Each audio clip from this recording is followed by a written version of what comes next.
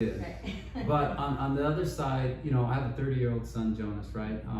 He's a recovery coach from Marana Health. I mean, you know, he's making about 50 or so. I don't know, Jonas, sorry if I'm disclosing. Well, that's about the median income, right? Between 45 and 55,000 is our median salary. Well, Uber's also, so it's probably over. And it hasn't changed in 20 years. Yeah. And this factors in now to our, I'll call it a housing crisis, right? Because we have a lack of availability. We have salaries and wages that stay where they are.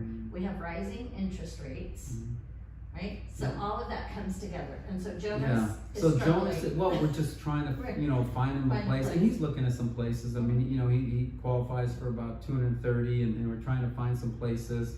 But when I was 22 years old, I bought my first house. I was a middle school teacher, but I was able to buy a house, which is entry-level type house, 2-bedroom, 1-bath. And that's kind of where I've learned just earlier, like entry type housing, right? You know, a condo, a townhome, a multiplex, something that we're not renting, we're actually owning, but it's like an entry-level type house, and they're just not out there, right? And a lot of places, I know in Sacramento particularly, that they've been able to reduce their rent, their cost of housing, because they have a supply. And I just got back, my youngest son just graduated from University of Mercy in Dobbs Ferry, New York. And I go around and look at all these really cool buildings, condos, townhomes. I'm like, why can't we have that in Southern Arizona? I mean, we've got to, of course, be good stewards of our land, right? We have a beautiful, majestic Sonoran Desert, and I've enjoyed it for a long time. But we can get creative, we can get innovative, because everybody deserves to own a home, right? No one will agree more with that. Yeah, and I gotta get my son out of my house. So yeah, that's another motivation.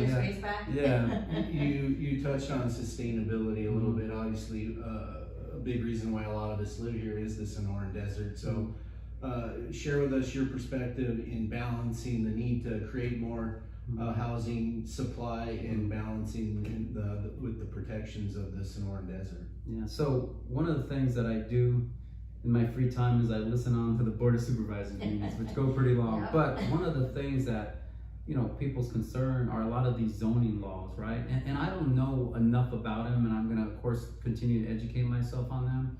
But, you know, are they applicable to this day and time? So we need to relook at some of this stuff and see, hey, does this make sense now? Because one thing I do know is growth is coming to Southern Arizona. It's beautiful, you know, Vail, Marana, you can see it happening already.